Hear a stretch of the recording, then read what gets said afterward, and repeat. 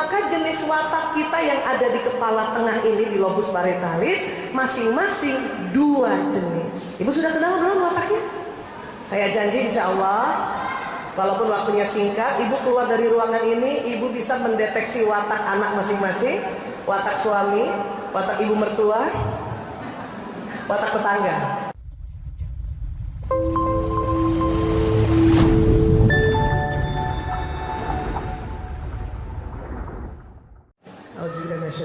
Bismillahirrahmanirrahim. Assalamualaikum warahmatullahi wabarakatuh. Alhamdulillahirabbil alamin.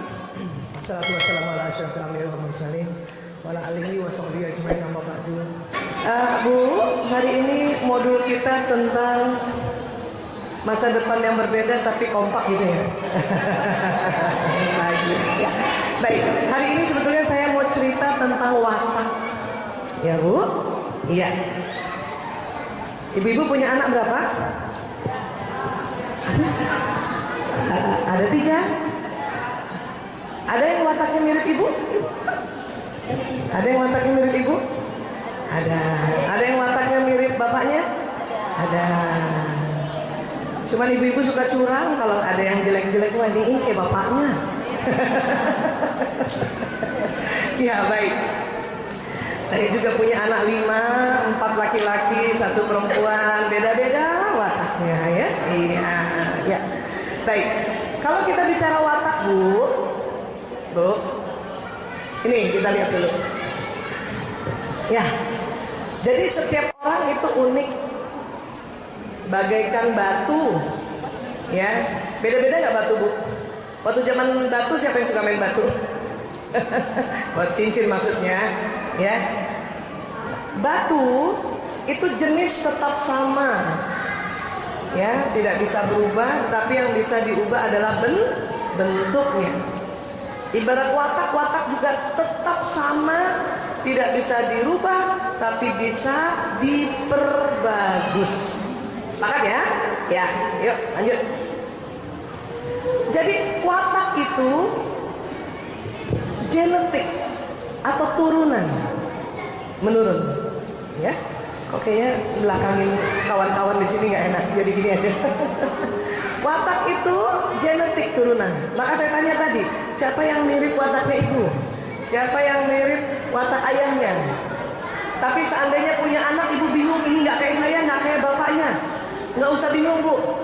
Mungkin kayak kakek neneknya. Kakek nenek yang keberapa? Mungkin yang di atas kita 3 tingkat. Ibu sempat ketemu nggak? Ketemu, ya. Nah ini dia. Itu namanya kromosom. Yang titik-titik biru itu namanya gen. Itu betul Bu, kalau di foto warnanya biru. Makanya kenapa kita dibilang berdarah biru? Sebetulnya semua orang berdarah biru. Ya, tapi ini bukan di darahnya, ini di kromosom. Ya, iya. Next lagi. Ibu masih ingat waktu belajar biologi? Kromosom wanita XX gitu, kromosom pria XY gitu, masih ingat? Tidak kabur pada saat itu ke kantin ya? Nah ini kita ulang sedikit ya.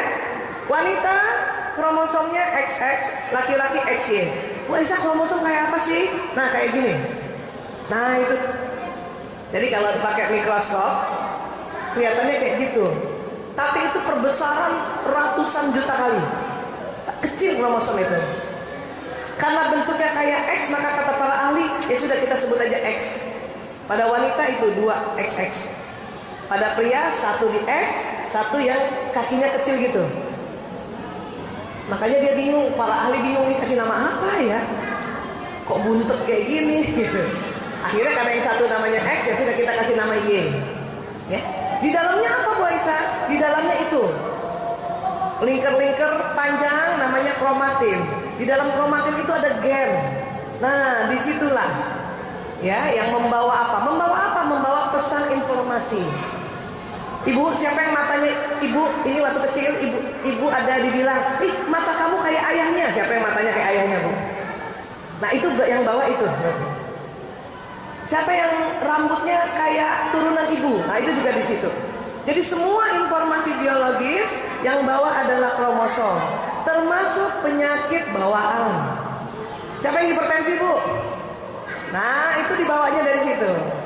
Siapa yang dapat warisan pabrik gula? Diabetes, itu juga dibawanya di situ. Siapa yang mendapat warisan kelainan jantung? Nah, itu juga dari situ. Ternyata bukan hanya itu saja yang diturunkan, termasuk watak. Ya, ya. Next lagi. Nanti setelah ketemu telur seorang ibu dengan sperma seorang ayam melebur, semuanya melebur tuh. Kemudian menjadi janin. Ya. Dan pesan watak Allah simpan di otak. Ini otak manusia ya, Bu? Waktu kajian lalu, kapan tuh ya, lupa gitu ya. Kita pernah belajar otak ya. Otak manusia terbagi dua, Bu, kanan dan kiri. Terbagi duanya digarisin. Nah, next. Kemudian ditaruh sama Allah jenis watak itu di otak. Tadi otak terbagi dua, kiri kanan. Sekarang kita belajar lagi, setiap belahan dibagi 4. Supaya gampang dilihatnya, kita kasih warna merah, kuning, hijau, biru. Watak yang di mana? Watak posisinya di lobus parietalis yang warna kuning. Di situ. Kanan kiri, Bu. Coba Ibu pegang dulu semua kepalanya yang bagian tengah. Ubun-ubun Ibu yang di sini, taruh ini di sini, terus ini ke belakang gini. Nah, segenggaman itulah tempat watak Ibu masing-masing. Di dalamnya ada program kekuatan dan kelemahan. Jadi sudah Allah beri itu. Tinggal kita nyalakan. Yang mana yang mau dinyalakan? Yang kekuatan atau kelemahan? Ya, ya. Lanjut. Kalau kita belajar watak untuk apa kegunaannya? Satu, bisa tahu kita dibuat dari apa, paham tentang siapa diri kita, tahu kekuatan sehingga bisa diangkat kekuatan, tahu kelemahan sehingga bisa dikurangi kelemahan, terus tahu bagaimana cara menyesuaikan diri. Di mana? Ya di keluarga maupun di perusahaan atau di tetangga atau sosialisasi. Ya, saya janji insya Allah, walaupun waktunya singkat, Ibu keluar dari ruangan ini, Ibu bisa mendeteksi watak anak masing-masing, watak suami, watak ibu mertua, watak tetangga. Gak perlu lagi nanti cari-cari di handphone yang pakai SMS itu, ketik rek spasi jeneng, nah gak perlu lagi. Insya Allah bisa. Ya, yuk lanjut. Watak karena dari dulu sudah ada, maka diteliti oleh banyak ilmuwan. Penelitian pertama diteliti oleh namanya Hippocrates. Hippocrates ini lahir 300 tahun sebelum Nabi Isa alaihissalam. Jadi Hippocrates melihat walaupun orang begitu banyak, sebetulnya ada 4 watak utama. Kata Hippocrates. Ya, karena udah lama sekali teorinya kemudian diperbaharui oleh muridnya namanya Galen. Tapi Galen lahir jauh setelah Hippocrates, 149 tahun sesudah Masehi, sesudah Nabi Isa alaihissalam lahir. Ya, tapi masih juga belum sempurna. Akhirnya waktu itu kata Galen dan Hippocrates, watak itu bukan turunan, watak itu tergantung katanya tingkat cairan. Ada orang yang darahnya banyak, wataknya gembira. Orang yang empedu kuningnya banyak, wataknya senang mengatur. Ada orang empedu merahnya yang banyak, wataknya senang sempurna. Ada orang yang lendirnya banyak, wataknya damai. Kata mereka dulu. Tapi pada abad 18 ditemukan gen, akhirnya gugur dia punya teori. Jadi watak itu adalah genetik, turunan. Karena dari ayah dan dari ibu, maka jenis watak kita yang ada di kepala tengah ini di lobus parietalis masing-masing 2 jenis. 2 jenis. Ibu sudah kenal belum wataknya? Ibu udah kenal watak ibu? Aduh, kalau gitu kita kenalan sama watak kita ya. Habis itu nanti bisa kenal nanti dengan watak suami, dengan watak anak dan sebagainya. Boleh? Jadi latihannya adalah mengenal watak diri sendiri. Ya, baik. Next lagi. Nah, di abad 21-20 ini ada Ibu Florence Litter, ilmuwan yang menemukan cara mendeteksi watak dengan cepat. Sebetulnya Bu, kalau mau tahu watak sesungguhnya Ibu, itu harus pakai alat. Namanya apa? Alat foto aura. Ada di sini? Nah ini akuratnya 90%. Cuma di Indonesia jarang foto aura. Di tempat kami aja ada di klinik Sunter, cuma satu alatnya. Ya, jadi kalau difoto Ibu, next, kira-kira fotonya kayak gini. Samping-sampingnya Ibu tuh cahayanya berwarna. Itu sesuai watak masing-masing. Ya, cuman karena saya nggak bawa, karena nggak boleh dibawa-bawa, masih ada di klinik. Jadi nanti kita mau tes watak dengan cara cepat. Ya, ada lagi Bu Aisyah, kalau nggak pakai foto aura, pakai apa ya? Pakai lembar form pertanyaan. Biasanya teman-teman psikolog, ada psikolog di sini. Nah, psikolog akan pakai teknik ini. Cuman lama Bu, bisa 3 jam. Nanti selesai acara nggak selesai-selesai. Ya. Ada lagi nggak Bu Aisyah yang lebih cepat? Ada. Tapi akuratnya 80%. Tetap tinggi. Cuman nanti kalau Ibu saya kasih tahu, terus Ibu merasa kok bukan itu ya watak aku, bukan salah wataknya ya Bu ya. Ya, bukan salah wataknya. Cuman teknik ini memang akuratnya 80%. Gimana Bu Aisyah? Sudah siap dites wataknya? Ayo, baik. Dengarkan.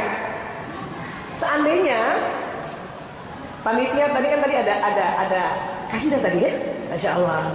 Seandainya panitia juga minta kita main teater di depan ini, teater, tahu?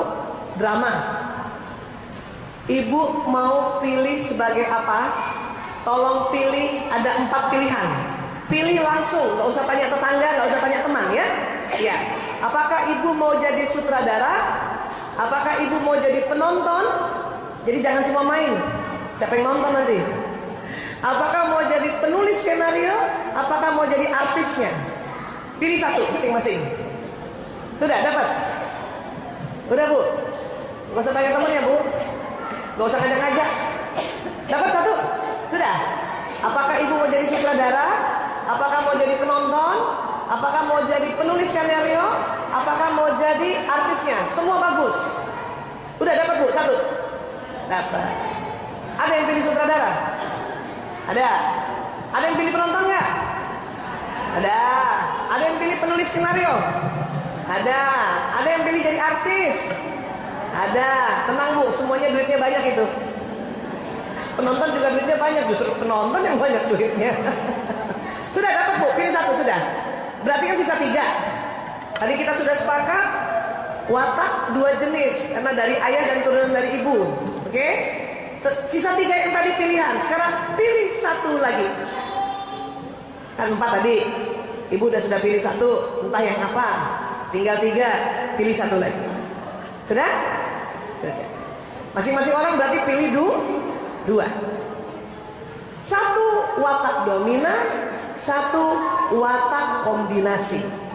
Entah dari mana yang turunan ayahnya dan dari mana turunan ibunya, nanti ibu di rumah baru ibu silsilahin lagi gitu. Ya. Setuju ya? Nah, sekarang dengar. Adakah watak yang pilih penonton? Pilihan pertamanya? Ada? Ada. Dan pilihan keduanya penulis skenario, ada nggak? Jadi penonton dan penulis skenario, ada? Nah, oke. Itu paduan yang sudah lazim. Ya, itu insya Allah 85% naik lagi akuratnya. Sekarang, adakah yang pilihan pertamanya penulis skenario, pilihan keduanya penonton? Ada? Nah, itu juga watak yang sudah lazim. Itu tepat itu, 85%. Akuratnya naik. Sekarang, adakah yang pilih penonton yang pertama, pilihan keduanya artis? Ada nggak Bu? Nah, itu juga betul. Itu lazim sekali. Atau kebalikannya, pilihan pertamanya artis, pilihan keduanya penonton. Ada? Ada. Sekarang, adakah pilihan pertamanya penulis skenario, pilihan keduanya sutradara? Siapa? Ada? Ada, itu juga lazim. Pilihan pertamanya sutradara, pilihan keduanya penulis skenario. Ada? Oke. Itu 85% udah naik akuratnya ya. Adakah pilihan pertamanya sutradara, pilihan keduanya artis? Ada? Sutradara, artis? Wih, banyak. Itu juga lazim. Sekarang, adakah pilihan pertamanya artis, pilihan keduanya sutradara? Ada? Ah, itu juga lazim. Yang nggak lazim apa, Bu Aisyah? Siapa yang pilih penonton pertama, pilihan keduanya sutradara? Itu tidak lazim. Salah nggak? Nggak salah. Ada salah satu yang betul. Cuman satu kombinasinya ibu mungkin ya lihat nanti saya jelaskan sedikit. Nanti oh saya yang ini sebetulnya. Ya. Adakah pilihan pertamanya sutradara dan pilihan keduanya penonton? Itu juga tidak lazim. Pasti ada salah satu yang kombinasinya harus diganti. Adakah pilihan pertamanya penulis skenario, pilihan keduanya artis? Ada nggak yang gitu? Itu tidak lazim juga. Pilihan pertamanya artis, pilihan keduanya penulis skenario. Ada? Itu tidak lazim juga. Jadi kalau kita mau bikin begini, ya Mbak Wiwi, kotaknya. Nah, kalau bawah sama bawah itu lazim.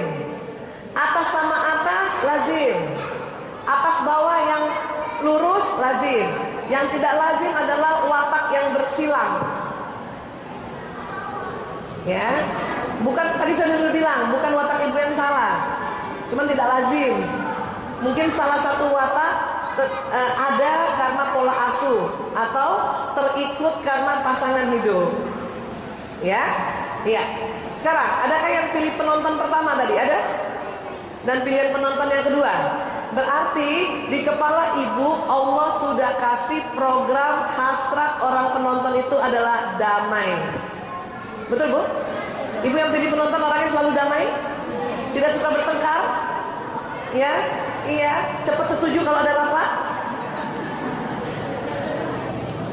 Banyak temennya karena dia tidak suka bertengkar. Orang yang damai senang menjadi pengamat. Dia senang mengamati. Ya Bu? Gampang mau tahu orang damai betul apa enggak? Ajak-ajak ke restoran, ke kantin, tanya kita mau traktir, ibu mau makan apa? Jawabnya terserah. Itu asli orang penonton itu asli orang damai. Ya, kekuatannya apa orang damai? Orangnya sangat tenang, ya. Kemudian banyak temennya, suka bantu temennya. Tapi kalau dia ada acara, nggak ada yang bantuin. Karena dia nggak enak nyuruh, pekeuhan, pekeu ya, orang Jawa bilang ya, nggak enak hati nyuruh. Kalau bisa dia yang ngebantuin, nggak usah dia nggak ada yang bantuin nggak apa-apa gitu. Ya, orang yang damai jarang marah, tapi sekalinya marah ya Allah, dia nggak mau lihat orang itu lagi gitu. Saking jarangnya marah, energinya habis untuk handle perasaan, makanya cepet lobet. Gampang ngantuk, nyender dikit bisa tidur. Kalau orang yang pilih penonton yang pertama tapi, ya, yang utamanya dia penonton. Ajak naik mobil lurus aja, ya Allah, bu, ya Allah udah damai banget. Karena apa? Karena energinya habis untuk menghandle emosinya agar selalu damai. Siapa yang punya anak ini kira-kira? Yang jarang membantah kalau ibu nasihati. Itu tipe damai itu. Cuman juga gitu, kalau ada yang harus disuruh, dia akan tunda-tunda. Itu kelemahannya. Tarsok. Nunda. Pas kepepet, baru deh. Makanya tipe penonton ini, ada buku bagus dibaca Bu. The Power of Kepepet. Itu bagus. Saya tipe damai soalnya. Makanya tadi lama di jalan itu aku istirahat juga. Saking sakit kepala sebetulnya. Ya. Nah, ya itu tipe damai ya. Kombinasinya bisa ke penulis skenario, bisa ke artis. Ada Bu, gitu Bu. Yang penulis skenario, gimana sifat itu Bu Aisyah? Yang memilih penulis skenario berarti di otaknya sudah hasrat sempurna, selalu ingin melakukan apa-apa dengan benar. Betul Bu? Takut salah. Siapa yang pilih penulis skenario tadi? Selalu melakukan ingin sesuatu yang rapi, benar, tepat, takut salah. Kenapa? Karena hasratnya selalu sempurna. Ciri khasnya pemikir. Kenapa? Apa-apa dia selalu pikirkan. Ya. Tipe penulis skenario nih, siapa yang pilih penulis skenario nih? Ini udah bener belum nih? Kalau yang penulis skenario pilihannya benar, tepat, memang dari aslinya begitu, itu gampang mendeteksinya. Maaf, pencet pasta gigi atau pencet odol selalu dari bawah. Betul? Karena selalu mau rapi. Bahkan kadang sudah habis pun dia lipat itu odolnya. Ada yang ekstrim, sudah dilipat, dibuka, digunting, ambil dalamnya itu odol. Ya ini nih. Ini waktu mahasiswa kali ya. Duit kiriman belum datang ya. Sabun cair, habis sabunnya botolnya nggak dibuang, kasih air dikocok-kocok. Nah itu, tipe itu tuh. Sabun batang kecil aja nggak dibuang bu, diapain? Ditempel sama sabun berikutnya. Nah, cakep. Kenapa? Karena selalu mau melakukan dengan sempurna. Jadi habis sampai sempurna. Ya bu. Iya. Apa kehebatan orang pemikir penulis skenario? Banyak. Apa? Melakukan pekerjaan selalu detil, selalu rapi, detil. Kalau belum selesai pekerjaan ini, dia nggak mau pindah ke pekerjaan berikutnya. Betul bu? Dan selalu mau melihatnya detil. Kalau ada acara, misalnya ini pakai meja doang, nggak ada taplaknya, sakit kepala tuh. Pasti dia akan suruh pakai taplak. Watak lain, nggak usah, yang penting ada mejanya. Gitu. Bisa paham ya bu? Itu yang penulis skenario. Kelemahannya apa? Karena selalu mau sempurna, sering mengambil keputusan agak lama, betul? Ya. Kenapa? Penuh pertimbangan. Timbang, karena mau rapi semuanya. Ya. Itu kelemahannya. Tapi gak apa-apa, belajar untuk tahu diri. Oh iya begini. Nanti penulis skenario kombinasinya ke penonton. Atau bisa ke atas. Sekarang kita belajar. Yang sutradara, yang memiliki watak sutradara pertama maupun kedua, itu di dalam otaknya Allah sudah kasih hasrat mengatur. Jadi orang yang pilih sutradara adalah orang yang memang punya watak kepemimpinan dari lahir, pandai mengatur, semuanya diatur, tapi selalu mau cepat, mau buru-buru. Makanya kalau yang diatur nggak mau ikut aturannya, dia kesel, dia marah. Yang seorang ibu watak sutradara punya anak watak penonton, gimana kira-kira bu? Cakep, gemes, ampun ya. Iya. Apa kekuatan sutradara? Pandai mengatur. Dia bisa mengerjakan lebih dari satu pekerjaan, apalagi perempuan. Bisa punya perusahaan, punya entrepreneur tuh orang watak sutradara. Suruh bisnis. Kelemahannya apa? Ya mau buru-buru. Kalau nggak banyak taklim, jadi bosi. Itu. Kalau dia kombinasinya dengan penulis skenario, oh berarti dia wataknya senang mengatur dan mau yang sempurna. Dia punya orientasi target. Kalau ke sampingnya Bu Aisyah, ada tadi yang pilih artis. Nah, yang pilih artis di otaknya itu Allah sudah kasih hasrat gembira. Walaupun sedang sedih, dimarahin suami di rumah, sampai ke tempat majelis taklim sudah bisa ketawa. Bisa gitu. Ciri khasnya memang dia pembicara. Ya, artinya apa? Kalau nanti di kumpulan, dia selalu bawa berita itu. Dan kalau cerita seru banget. Sampai yang dengar tuh sakit tertarik. Kadang kalau memberikan informasi, ya, lu tahu nggak? Ada bakso enak banget kalau ngomong gitu. Yang denger tuh sampai ngiler banget. Itu bakso uratnya ya Allah. urat semua. Ada yang gitu. Terus temennya tanya, kamu udah coba? Belum. Kok tahu enak? Temen aku yang coba katanya enak. Itu begitu. Dan asik kalau dia cerita. Kalau anak-anak yang tipe begini Bu, itu senang cerita satu dan gembira, ya, matanya berbinar-binar dan senang memuji, gitu. Orangnya spontan, banyak ide. Cuman kelemahannya apa? Tidak bisa mengerjakan sesuatu yang terlalu kecil-kecil, yang detail nggak bisa. Itu keterampilan orang yang pemikir atau yang di bawah. Yang artis tidak bisa begitu. Setiap dia mau melakukan sesuatu lagi, sampai kecil-kecil, ada ide baru lagi. Jadi bikin lagi yang baru. Ada lagi ide baru. Karena seperti itu makanya sering nggak rampung dia punya kerjaan. Tapi kekuatannya, idenya banyak. Kelemahannya apa lagi? Terkesan berantakan. Anak saya yang pertama tipe artis Bu. Kalau nanti habis bangun tidur, selimutnya nggak dirapiin. Kalau saya tanya, nak, selimutnya kok nggak dirapiin? Alah, nggak apa-apa Bu, ntar malam juga dipakai lagi. Jadi agak slorgan. Kebalikannya anak ketiga saya tipe pemikir, nggak usah disuruh Bu. Bangun tidur selimut dirapiin, ujung ketemu ujung, ya kan? Tipe artis bisa ke bawah, bisa ke samping. Kalau dia ke bawah berarti dia senang gembira dan dia selalu damai. Nah itu kalau ada watak artis, penonton dan penonton artis itu banyak temennya itu.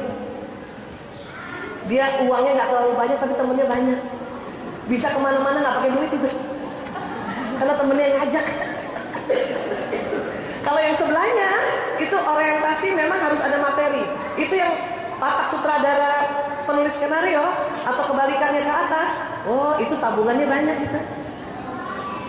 Ya, apalagi yang penulis skenario, masya Allah Bu, dompetnya rapi banget. Siapa yang tadi dompetnya rapi? Betul nggak penulis skenario dompetnya rapi? 10.000 sama 10.000, 5.000 sama 5.000, 2.000 sama 2.000. Kepala pahlawan hadap kanan semua. Itu kalau diambil 2 lembar, dia tahu. Ini uang gua hilang 2 lembar, aneh. Itu tipe itu. Apa namanya itu Bu Aisyah? Ada nama latinnya, ada nama juga di dalam watak Islam. Kalau bahasa Latin, Ibu bisa ditulis ya. Yang tipe penonton, bahasa Latin sering menyebutnya watak plekmatis. Orang damai. Yang tipe penulis skenario, bahasa Latinnya sering disebut melankolis. Yang tipe sutradara, bahasa Latinnya itu disebut koleris. Yang artis, bahasa Latinnya disebut sanguinis. Jadi ada plekmatis, melankolis, koleris, sanguinis. Bu Aisyah, saya juga orang koleris, tapi saya suka damai. Betul, semua bisa damai, tapi tidak sedamai yang tipe pengamat, tidak sedamai tipe plekmatis. Bu Aisyah, saya juga bisa rapi, betul, tapi tidak pernah serapi orang melankolis. Bu Aisyah, saya juga bisa mimpin, bisa mengatur, iya betul, tapi tidak sekuat orang koleris yang sutradara. Bu Aisyah, saya juga senang gembira, iya, tapi tidak segembira yang tipe artis atau sanguinis. Di dalam Islam ada namanya ini, ada. Tipe plekmatis itulah yang disebut tipe Abu Bakar As-Siddiq radhiyallahu anhu. Karena watak ini di dalam Islam ya, itu termanifest di 4 khulafaur rasyidin. Tipe melankolis yang sempurna itu tipe Utsman bin Affan. Makanya Utsman bin Affan itu yang ngatur mushaf Quran, karena dia bisa detail. Utsman bin Affan itu Bu pemalu, selalu mau di belakang layar. Makanya yang penulis skenario tadi pasti senangnya di belakang layar, ngurus-ngurus belakang layar. Suruh maju keringet dingin. Tipe sutradara kira-kira tipe siapa sahabat Nabi?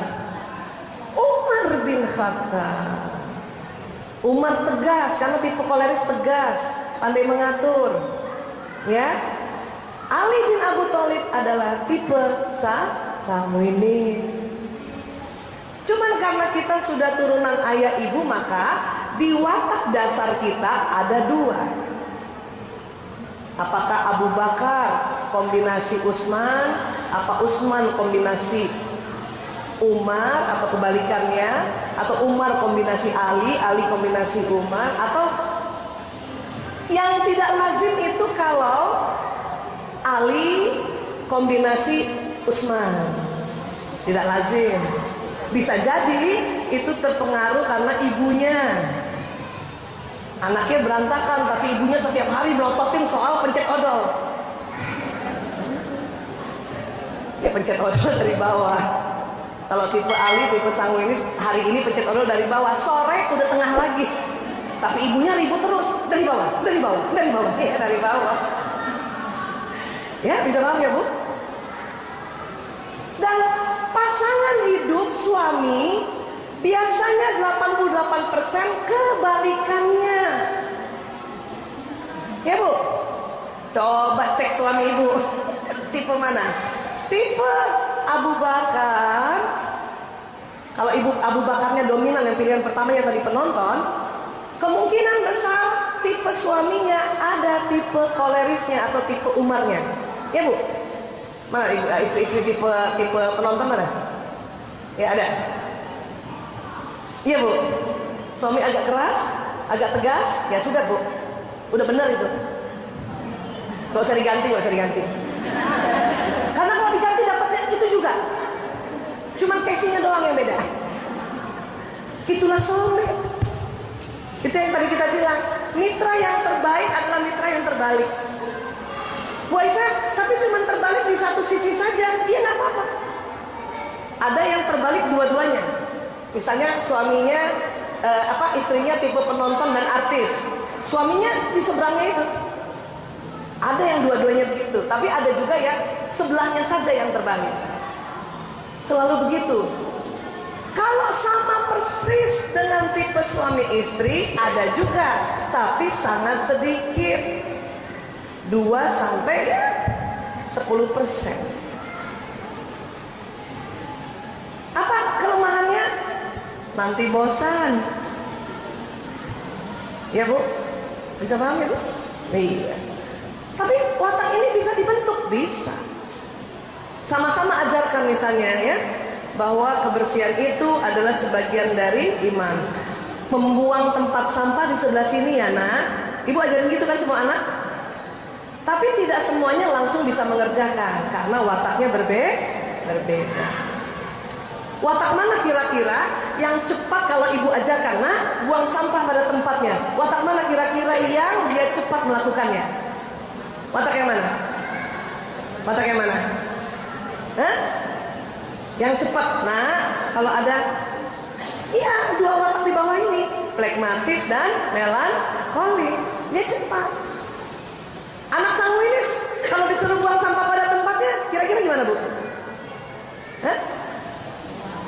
Agak lama, atau karena dia senang gembira, maka cara buang sampahnya dia buat main-main.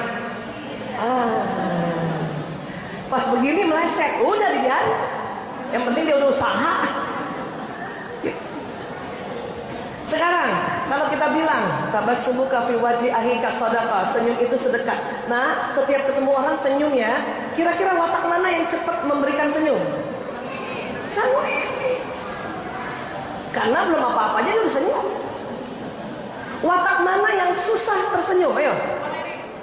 Koleris kombinasi apa? Melankolis, pemikir. Mau senyum sama orang mikir dulu. Senyum gak ya? Senyum gak ya? Karena dia selalu hati-hati. Bu, orang melankolis mana nih? Sedikit lagi kita berubah itu ini ya.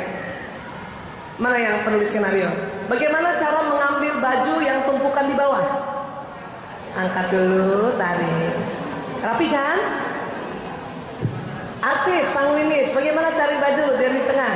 Ambil. Berantakan? Gak apa-apa, tutup aja lemarinya. Siapa yang mau lihat?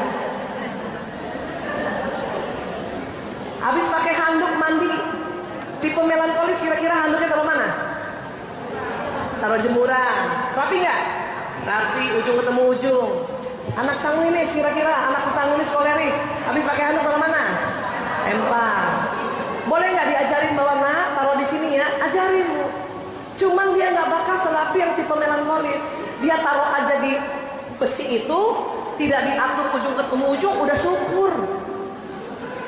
Bagus. Berarti dia sudah kemajuan.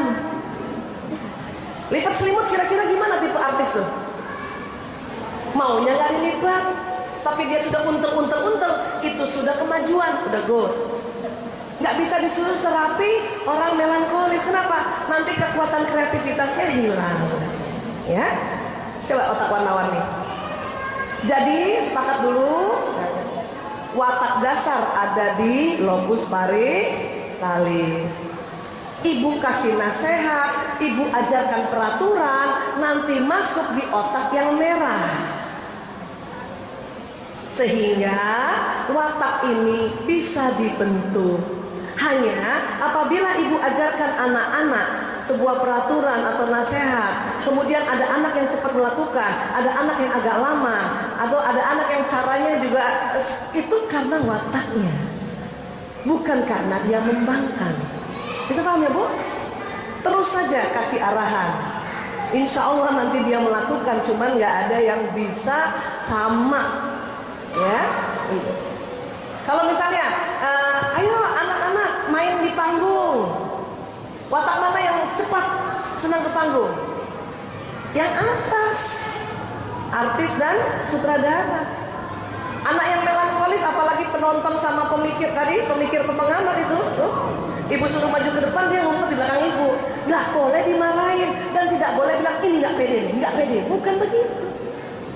Anak itu pedenya adalah selalu di belakang panggung. Bikin apa? Bikin cerita, menulis novel. Makanya penulis skenario film nggak pernah ngetop, tapi filmnya yang ngetop, artisnya yang ngetop. Ya kan? Jadi percaya diri bukan karena dia berani maju di panggung. Bisa paham ya Bu? Iya. Masya Allah Ibu, saya mohon maaf.